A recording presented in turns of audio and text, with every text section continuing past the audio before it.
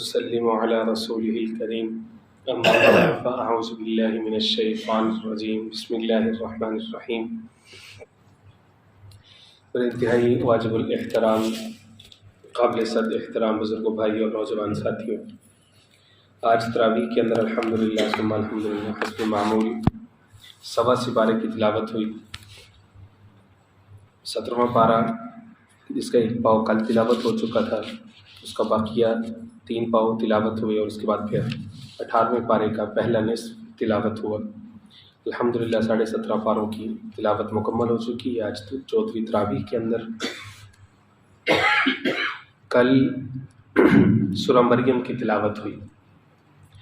جو سورہ مریم ہے، اس کو پڑھ کر کے انسان عجیب حیرت میں مبتلا ہوتا ہے۔ ایسا خوبصورت چیپٹر ہے قرآن مجید کا، قرآن مجید کا اعجاز، قرآن مجید کی خوبصورتی اور اس کا انداز دعوت دنیا کو حیران کرتا ہے۔ سب کو معلوم ہے کہ سیدہ مریم سلام اللہ علیہا کا جو مقام و مرتبہ ہے پوری انسانیت میں، عورتوں کے اندر رب العزت نے 5 عورتوں کو خاص مقام عنایت فرمایا ہے۔ ان میں سے ایک فرعون کی بیوی آسیہ، جس کو رب العزت نے ایمان کی نعمت سے نوازا۔ اسی طرح سے سیدہ مریم سلام اللہ علیہ نام سیدنا مسیح عیسیٰ بن مریم علیہ السلام کی والدہ محترمہ، جن کے نام پہ یہ سورہ ہے۔ اور اسی طرح سے آقا کریم سید المرسلین حضور پاک علیہ السلام کی زوجۃ الاولیٰ سیدہ ام المؤمنین سیدہ خدیجہ الکبریٰ رضی اللہ تعالیٰ عنہ، اور ام المؤمنین سیدہ عائشہ طیبہ طاہرہ رضی اللہ تعالیٰ عنہ، اور آقا کریم سید المرسلین حضور پاک علیہ السلام کی صاحبزادی نور نظر لخت جگر سیدہ تو نسائی اہل الجنہ سیدہ فاطمہ الزہرا رضی اللہ تعالیٰ عنہ۔ ان 5 عورتوں کا خاص مقام ہے۔ حیرانی کی بات یہ ہے کہ قرآن مجید میں کوئی بھی سورہ ام المؤمنین سیدہ خدیجہ رضی اللہ تعالیٰ عنہ کے نام پہ نہیں ہے، سیدہ عائشہ رضی اللہ تعالیٰ عنہ کے نام پہ کوئی سورہ نہیں ہے، سیدہ فاطمہ الزہرا رضی اللہ تعالیٰ عنہ کے نام پہ کوئی سورہ نہیں ہے۔ سورہ ہے تو سیدہ مریم سلام اللہ علیہ کے نام پہ۔ اس سورہ کا ایک خاص کانٹیکسٹ ہے۔ یہ سورہ جو نازل ہوئی ہے، یہ مکی زمانے میں نازل ہوئی، اور اس سورہ کا جو زمانہ نزول ہے وہ ہجرت حبشہ سے قبل کا ہے۔ ہجرت حبشہ آپ جانتے ہیں کہ دین اسلام کی تاریخ کے اندر جو سب سے پہلی ہجرت ہوئی، مکہ کے اندر لوگوں پر زمین تنگ کر دی گئی تھی، تعداد میں تھوڑے لوگ تھے بیچارے، اور بالآخر کچھ نے آ کر کے حضور پاک علیہ السلام سے کچھ دبے الفاظ میں شکایت کی، یا رسول اللہ صلی اللہ علیہ وسلم، کفار کا ظلم و ستم بہت بڑھ گیا، انتہا ہو گئی، یا رسول اللہ آپ ہمارے لیے نصرت اور مدد کی دعا فرمائیں۔ حضور پاک علیہ السلام نے فرمایا کہ تم سے پہلے جو امتی گزرے ہیں، تم سے پہلے جو لوگ گزرے ہیں، تو حفظ ایمان کے لیے کلمہ طیبہ کے لیے ان پر ظلم تمہارے سے بھی کہیں زیادہ ہو۔ تو اس انداز میں حضور پاک علیہ السلام نے ان کو تسلی تو دی، لیکن ساتھ ہی فرمایا کہ تم ایسا کرو کہ حبشہ کی طرف تم ہجرت کر جاؤ۔ وہاں کئی حاکم کے بارے میں سنا ہے کہ وہ انصاف پسند ہے، نیک ہے، اگرچہ وہ مسیحیت یعنی عیسائیت کے مذہب پر ہے، لیکن وہ انصاف پسند ہے۔ امید ہے کہ وہ تم پر نرمی کرے گا، تمہیں کچھ نہیں کہے گا۔ اس طرح سے مسلمانوں نے پھر سب سے پہلے ہجرت کا فیصلہ کیا، اور اس کے اندر کچھ 13 کے قریب کچھ لوگ تھے، یہ 13 سے 20 کے درمیان کی کچھ تعداد آتی ہے۔ پہلی دفعہ حبشہ کی طرف ہجرت ہوئی، جب ان کے بارے میں یہ رپورٹ ملی کہ وہ پرامن ہے، پھر اس کے بعد 70 یا 72 یا اس سے کچھ زیادہ لوگ دوسری دفعہ ہجرت کر کے گئے، تو 2 ہجرتیں حبشہ کی طرف ہوئی۔ حبشہ کی طرف ہجرت ہوئی تو مشرکین مکہ نے سوچا کہ یہ لوگ تو کسی جائے امن میں چلے گئے ہیں، کیوں نہ ان کا پیچھا کر کے ان کو پکڑ کے واپس لایا جائے یہاں پہ۔ ہمارا تو یہاں پہ جو ایک انٹرٹینمنٹ کا سامان تھا، ہم لوگوں کے سامنے ان کو ذلیل کرتے تھے، تو اب جو وہ ہمارا وہ پروگرام ختم ہو گیا، لوگ تو یہاں سے چلے گئے ہیں جن کے اوپر ہم ظلم کرتے تھے۔ ڈیلیگیشن بھیجا ان کی طرف نجاشی کے دربار میں کہ ہم آئے ہیں جی ان کو واپس لینے کے لیے۔ نجاشی نے کہا نہیں، ایسے نہیں، پہلے میں ان کا انٹرویو کروں گا، ان سے پوچھوں گا کون لوگ ہیں، کیا ہیں، کس مذہب پر عمل کرتے ہیں۔ اپنی طرف سے انہوں نے پورا پتہ کھیلا مشرکین مکہ کے وفد میں، ذہین لوگ تھے، چالاک عیار تھے. تو نجاشی نے ان کو طلب کیا مسلمانوں کو اپنے دربار کے اندر. جعفر طیار رضی اللہ تعالیٰ عنہ حضور پاک علیہ والسلام کے ساتھ ان کا خاص قریبی رشتہ بھی ہے، خونی رشتہ بھی ہے. وہ لیڈر تھے اس مسلمانوں کے لشکر کے، مسلمانوں کے اس ڈیلیگیشن کے. انہوں نے آ کر کے نجاشی کے سامنے دین اسلام کی حقانیت بیان کی. آ کر کے کہا کہ اے بادشاہ، ہم ظالم لوگ تھے اور ہم مظلوموں کا ساتھ نہیں دیتے تھے. اللہ رب العزت نے ہماری طرف ایک رسول بھیجا کہ جس کے بعد ہم ظالموں سے بیزار ہو گئے اور مظلوموں کا ساتھ دینے لگے. ہم مساکین کے اوپر رحم کھانے لگے. ہم شراب کے رسیہ تھے، وہ پیغمبر آئے اور ان کی وجہ سے ہمیں ہدایت ملی اور ہم نے اس سے توبہ کری. ہم زنا کے عادی تھے، اس کی وجہ سے ہم نے زنا سے توبہ کری. دوسرے کے مال کو ہم اپنا حق سمجھتے تھے، طاقت کا دورہ تھا اور ہم نے اس سے توبہ کر لی. ہمارے اندر عاجزی آ گئی. سارے اوصاف، ساری تعلیمات جو آقا کریم علیہ السلام نے سکھائی تھی وہ ساری سامنے رکھی. نجاشی بہت متاثر ہو. نجاشی نے کہا کہ یہ بڑے ہی اچھے لوگ ہیں، بڑا ہی زبردست ان کا مذہب، عین انسانیت ہے اور یہ کمال کی شمع ہے جو ان کے سینوں میں جل رہی ہے. اور وہ پیغمبر اور وہ نبی اور وہ شخصیت بھی بڑی کمال کی ہے جنہوں نے ان کی تربیت کی ہے. میں ان کو تمہارے حوالے نہیں کروں. آج کا دن ہے، سوچ لو اور تم پھر یہاں سے واپس چلے جاؤ. میں ان کو حوالے نہیں کروں. رات کو مشرکین مکہ نے آپس میں سوچا کہ اب ہم کوئی ایسا وار کرتے ہیں، ہمارے پاس دن صرف کل کا ہی ہے. ہم نجاشی کو کہتے ہیں کہ ان سے اپنے مذہب اور مذہبی رہنما یا سیدنا عیسیٰ علیہ السلام کے بارے میں ان سے پوچھیں. اب کہ ان کو یقین تھا کہ آپ کے مسلمان پھنس جائیں گے، پکی بات ہے. ظاہر ہے کہ عیسائی جو ان کے بارے میں عقیدہ رکھتے ہیں تو وہ مسلمانوں کا عقیدہ نہیں ہے سیدنا عیسیٰ علیہ السلام کے بارے میں. ادھر سے جعفر طیار رضی اللہ تعالیٰ عنہ کو خبر ملی کہ کل کو انہوں نے یہ سوال رکھنا ہے ہمارے سامنے. جعفر طیار رضی اللہ تعالیٰ عنہ نے فرمایا کہ گھبرانے کی ہمیں کوئی بات ہی نہیں ہے. ہمیں اللہ کے رسول نے جو تعلیم دی ہم وہی ان کے سامنے رکھیں گے، چاہے جو بھی نتیجہ ہو، ہمیں سے کوئی غرض نہیں. وطن اور سارا کچھ تو ہم پہلے ہی چھوڑ کے آ گئے، اب ہے کیا ہمارے پاس لوز کرنے کو؟ کچھ بھی نہیں. جو حق بات ہے وہ کر دیں.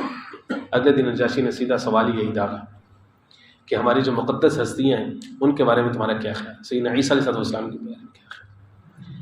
تو ان کے دربار میں اس وقت جعفر طیار رضی اللہ تعالیٰ عنہ نے یہ جو سورہ مریم ہے پارہ نمبر 16 میں اس کی آیات کی تلاوت کی کہ جس میں اللہ رب العزت نے سیدہ مریم سلام اللہ علیہا کی پاکیزگی اور سیدہ مریم سلام اللہ علیہا کے کمارے پن اور اس حال میں بطور معجزہ کے سیدنا عیسیٰ بن مریم علیہ السلام کی ولادت اور اس کے بعد پھر یہود کا ان کے خلاف پروپیگنڈا اور سیدنا عیسیٰ علیہ السلام کا اس بچپن میں طفولیت کے عہد کے اندر ماں کی گود میں اپنی والدہ کی پاکی کو بیان کرنا اور اپنے بارے میں اس وقت بتانا کہ انی عبداللہ، بے شک میں اللہ کا بندہ ہوں. یہ ساری چیزیں جب بتائیں نجاشی کو اور اس کے سامنے یہ سورہ تلاوت کی، اس کی آنکھوں میں آنسو رواں تھے، سر اس کا جھک چکا تھا. تخت سے وہ نیچے آ کر کے بیٹھ گیا اور پھر اس نے نیچے سے ایک تنکا اٹھایا. اس نے کہا کہ پیدا کرنے والے کی قسم ہے کہ اس شخص نے جو سیدنا عیسیٰ کے بارے میں بیان کیا ہے ایک تنکا بھی وہ اس سے زیادہ نہیں تھے. بالکل عین حق تول کر کے پورے اعتدال کے ساتھ جو بات ہے وہی بیان کی ہے. اور یہ وہی کلام اس کے اوپر نازل ہوئے، وہی کلام ہے جو جناب موسیٰ پر نازل ہوا تھا، وہی کلام ہے جناب عیسیٰ پر نازل ہوا. یہ ایک ہی کینڈل ہے، ایک ہی لڑی ہے، ایک ہی شمع ہے جس سے یہ سارے کے سارے کلام نکلے ہیں. نجاشی اس حد تک متاثر ہو. اس نے کہا کہ اب تم یہاں سے چلے جاؤ. مشرکین مکہ کو وہاں سے اس نے بھگا دیا کہ تم نہیں جا سکتے. یہ اس بات کی شہادت ہے کہ یہ جو سورہ ہے یہ ہجرت حبشہ یعنی 5 ہجری سے پہلے کی یہ سورہ مریم نازل ہوئی. اور پھر ایک عیسائی شخص جو کہ ایتھیسٹ ہو چکا تھا، پوری زندگی اس کی ایسے ہی گزری مغرب کے معاشرے کے اندر، اس کی قبول اسلام کی عجیب کہانی ہے. اس کو کسی نے کہا کہ تم اگر حق پر پرکھنا چاہتے ہو، سچ دیکھنا چاہتے ہو، تم جتنے مذاہب ہیں تم سب کا مطالعہ کر لو. تو سب مذاہب کو اس نے مطالعہ کیا. اس کو کسی نے کہا تم قرآن مجید بھی پڑھ کے دیکھو. جب تم ہو غیر جانبدار، مذہب کو اپنی ذاتی نظر سے پڑھنا چاہتے ہو تو پڑھو تم قرآن مجید کو بھی. پھر بائسنس چھوڑو، تعصب چھوڑو، خالی ہو کے پڑھو. اس نے قرآن مجید کا مطالعہ شروع کیا. جس وقت وہ سورہ مریم پہ پہنچا تو اس وقت اس نے کلمہ شہادت پڑھ لی مسلمانوں میں. کسی نے اس سے پوچھا کہ تیرے مسلمان ہونے کا سبب کیا بنا؟ اس نے کہا کہ نہیں، پورا قرآن مجید میرے مسلمان ہونے کا سبب نہیں بنا. اور جب پہنچا ہوں نا سورہ مریم پہ تو اس وقت جو بات میرے ذہن کو سٹرائک کی وہ یہ تھی کہ مسلمانوں کے اندر مقدس ہستیاں، جو مقدس عورتیں ہیں، وہ تو سیدہ خدیجہ ہیں، حضور کی ازواج مطہرات ہیں، سیدہ عائشہ ہیں، حضور کی بیٹیاں ہیں، سیدہ فاطمہ ہیں۔ اگر دین اسلام اعتدال کا دین نہ ہوتا، اگر دین اسلام ظلم کا دین ہوتا، اگر دین اسلام صحیح دین نہ ہوتا، تو مسلمان سب سے پہلے مریم کے نام کی سورہ کو آؤٹ کرتے اور سب سے پہلے اس میں حضور کی بیویوں اور بیٹیوں کے نام کی صورتیں ڈالتے۔ لیکن دین اسلام حق کا دین ہے، قرآن مجید حق ہے، یہ وہی ہے جو آسمان سے اترا ہے، یہ وہی مذہب ہے جو انسانیت کی رہنمائی کا مذہب ہے، لہٰذا میں اسی پر ایمان رکھتا ہوں اور یہی برحق ہے۔ سورہ مریم ہی اس کے قبولیت ایمان کا سبب بن گئی۔ اس لیے دنیا بھر میں جتنے اہل کتاب ہیں، یہود و نصارہ، کسی کے ساتھ کوئی مباحثہ کسی عام شخص کو تو کرنے کی ضرورت نہیں، بالکل بھی۔ اگر کہیں ٹاکرا ہو، کہیں کوئی موازنہ مقابلے کی فضا بنے، چھپ کر کے قرآن مجید ترجمے کے ساتھ اس کو گفٹ کر دیں، اس کو تمہارا ہمارا کوئی مقابلہ، کوئی بحث نہیں، ہم تمہیں نہیں سمجھا سکتے، قرآن مجید پڑھ لو، تمہارے سامنے حق خود بخود کھل جائے گا۔ اللہ تعالیٰ اس کے دل کی جتنی میل ہے وہ ساری کی ساری جو ہے وہ اتار دیں گے۔ سورہ مریم کے اندر جناب سیدنا ابراہیم علیہ السلام کا قصہ اسی سورہ کے اندر موجود ہے، سیدنا اسماعیل علیہ السلام کا قصہ اس سورہ میں موجود ہے، سیدنا موسیٰ علیہ السلام، سیدنا ادریس علیہ السلام۔ تو انبیاء کرام علیہ السلام کے قصص یہاں پر منقول ہیں کہ جس کے اندر اصل مقصد جو ہے وہ آقا کریم سید المرسلین حضور پاک علیہ السلام کو تسلی اور تشفی دینا مقصود ہے کہ سابقہ آپ کے جو بھائی تھے، سابقہ جو انبیاء تھے، وہ بھی اسی طرح سے گزرے، ان کے اوپر بھی حالات ہیں اور آپ پر بھی اور آپ کے ماننے والوں پر بھی اسی طرح سے حالات ہیں۔ گویا کہ اس میں تسلی کا سامان ہے۔ مکہ مکرمہ کے اندر جتنا کلام نازل ہو اس میں سے اکثر و بیشتر کے اندر یہی خوشبو ہے، یہی سینس ہے کہ اس میں تسلی اور تشفی ہے، حوصلہ ہے، اور جو اہل ایمان ہیں ان کو ثابت قدمی کی ترغیب دی گئی ہے۔ مصائب میں نہ گھبرانا یہی مومن کی پہچان ہے، ستم ہنس کے جو سہ جائے وہی کامل مسلمہ ہے۔ چخا میں دیکھ ابراہیم کو نمرود نے ڈالا، تلے آرے کے زکریا کے ٹکڑے ہو گئی جائیں، بہا طائف کی گلیوں میں لہو فخر دو عالم کا، بہا طائف کی گلیوں میں لہو فخر دو عالم کا، چلا کے جاں کو حبشی میں بچایا اپنا ایمان۔ تو یہ ایک تاریخ ہے۔ جنازہ ابو حنیفہ کا بالآخر جیل سے نکلا، تلے کوڑوں کے احمد ابن حنبل کی گئی جائیں۔ تو ہر زمانے میں اہل حق اسی طرح سے ثابت قدم رہے ایمان کے اوپر۔ سورہ طٰہٰ ہے، پارہ نمبر 16 کے نصف کے اندر، تقریباً آدھے پارے کی سورہ ہے۔ اس کے اندر پہلے سے 5ویں رکوع تک سیدنا موسیٰ علیہ السلام کا فرعون کے ساتھ ٹاکرا موجود ہے۔ اس کے اندر بھی یہی درس موجود ہے کہ ہمیشہ حق اور باطل کا ٹاکرا رہے گا۔ لکل فرعون موسیٰ، ہر فرعون کے لیے اللہ نے موسیٰ کو کھڑا کیا ہوتا۔ ہمیشہ اہل حق موجود ہوتے ہیں کہ جو حق کو قائم رکھتے ہیں، قربانیاں دیتے ہیں، مال و جان کی پرواہ نہیں کرتے۔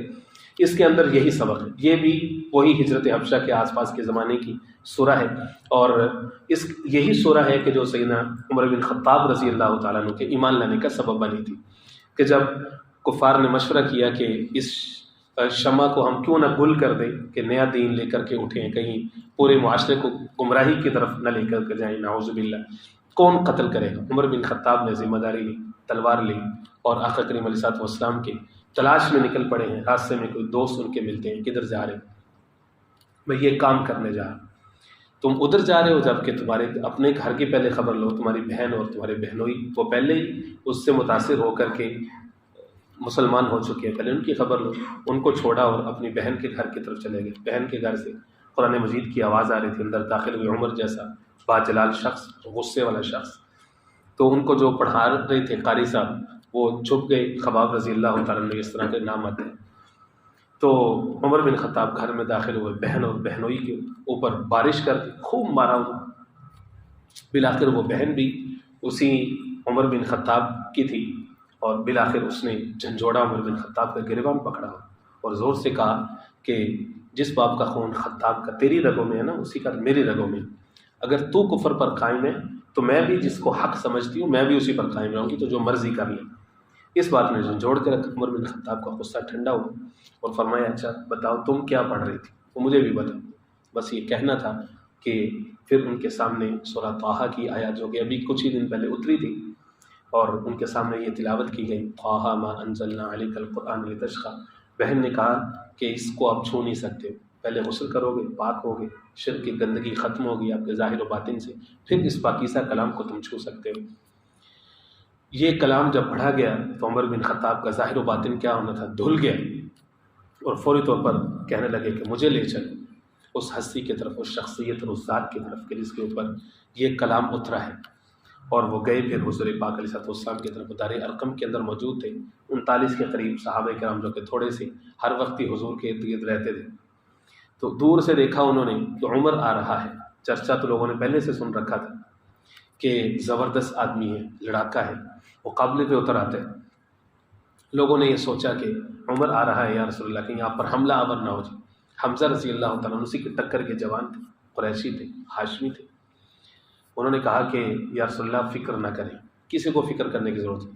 عمر اگر آ رہا ہے آپ کے قدموں میں جھکنے کے لیے تو ویلکم، حاضر، مرحبا، لیکن اگر آپ کا مقابلہ کرنے کے لیے آ رہے ہیں تو حمزہ اس کے لیے کافی ہے رضی اللہ تعالیٰ۔ سید الشہداء ان کا لقب۔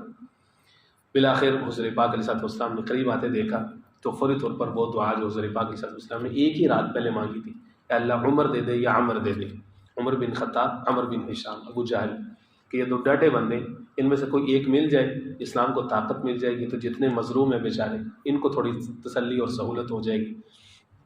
عمر دے دے یا عمر دے دے۔ حضور پاک علیہ السلام جو پچھلی رات جو خانہ کعبہ کے پردے پکڑ کر کے دعا مانگی تھی، اللہ رب العزت نے اس کا ثمر بھیجا ہے۔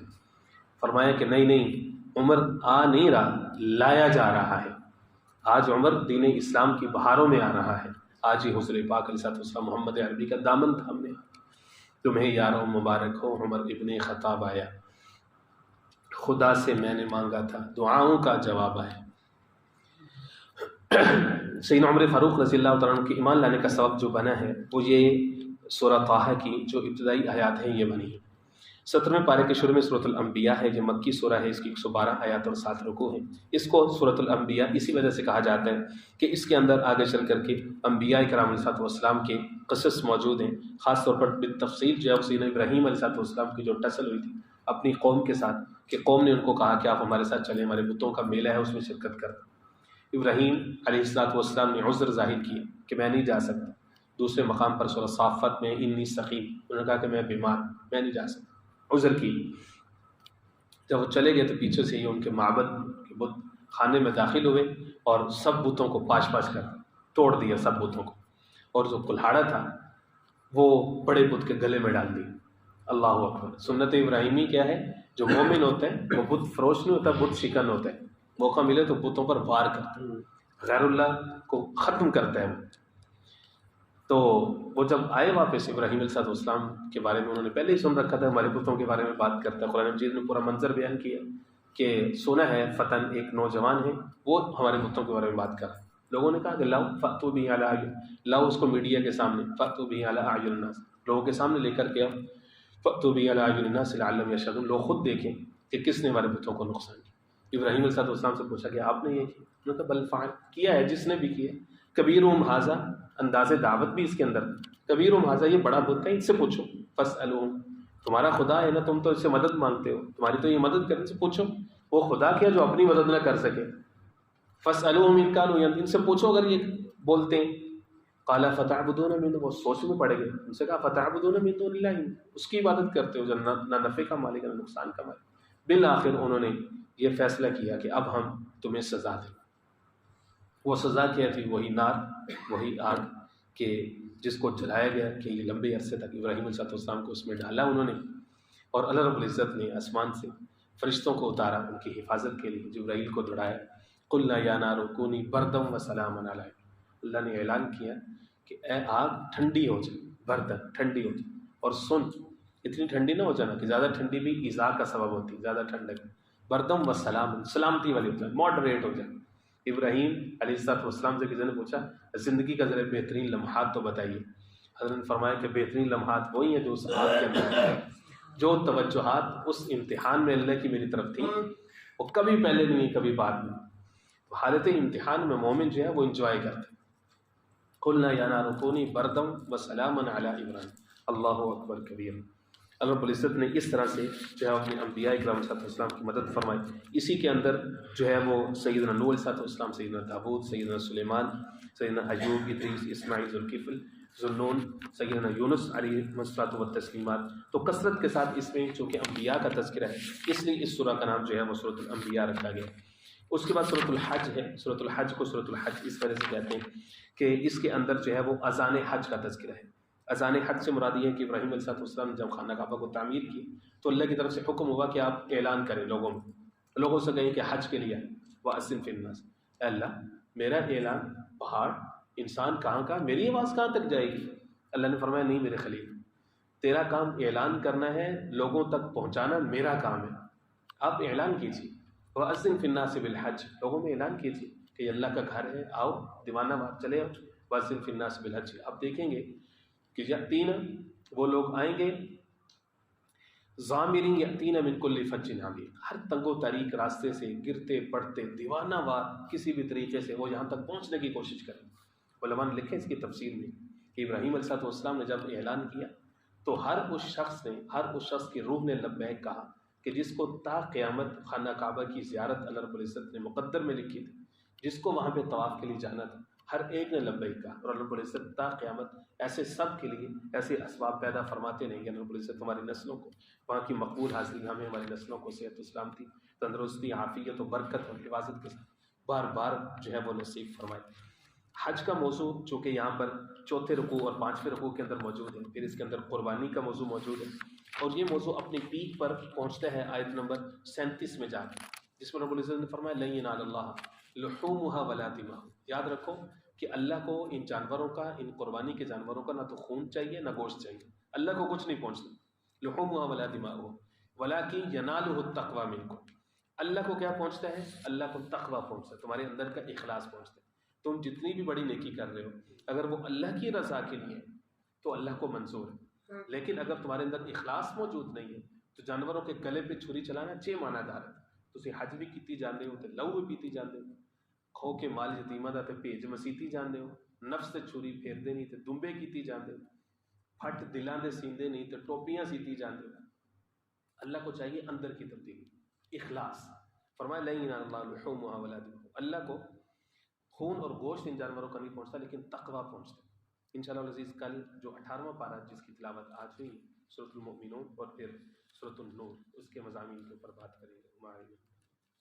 بسم اللہ اللہم صلی علی محمد وعلی آلہ واصحابہ وسلم تسلیما کثیرا.